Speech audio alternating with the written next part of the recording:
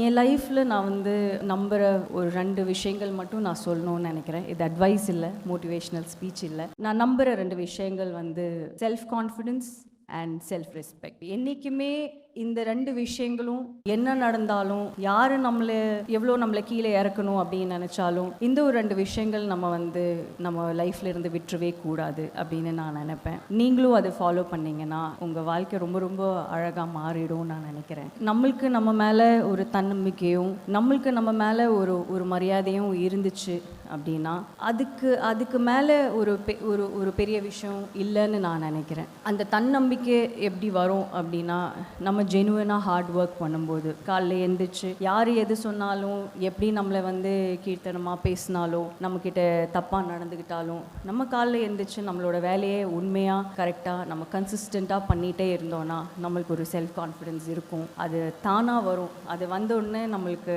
வாழ்க்கையே அப்படியே மாறிடும்.